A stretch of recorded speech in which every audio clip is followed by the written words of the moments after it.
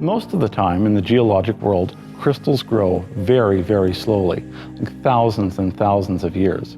And this happens because typically they crystallize from a thick magmatic liquid at a great depth in the Earth's crust. And when that happens, the nutrient diffusion rate, the rate at which those elements can be supplied to the growing surface, is actually very slow, and that limits the size the crystal can attain. So typically we see crystals that are centimeters and millimeters in size. But sometimes, counterintuitively, if I have a magma that's dominant or rich in water, that really thins it out and it allows those nutrients to diffuse very quickly to the growing surface. And so in a very short period of time, so years or hundreds of years, I can grow very large crystals like the ones we see here. And that happens in rock formations that we refer to as pegmatites. The next specimen I'd like to talk about is this amazing specimen of cataplayite. Cataplayite is a sodium zirconium silicate.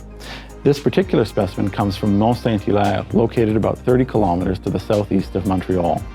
Mont Saint-Hilaire is a world-famous alkaline rock deposit. It's unbelievable the amount of mineral diversity that we see there. There's over 300 known mineral specimens, and about 50 were discovered there initially. Mont Saint-Hilaire is truly a Canadian treasure. This cataplayite is one of the best, if not the best, specimens in the world. It's a common mineral occurring in these alkaline deposits, but with this kind of clarity and this kind of size is virtually unheard of, and it would have a price tag on the open market to match that.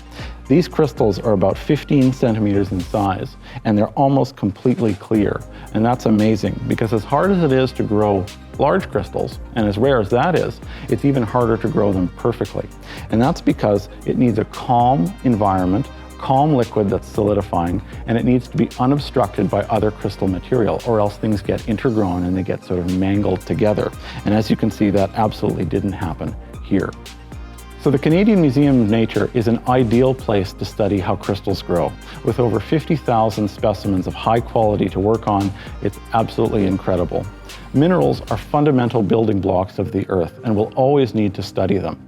In doing so, we can learn about how to create advanced materials and how elements behave in the environment over long periods of time.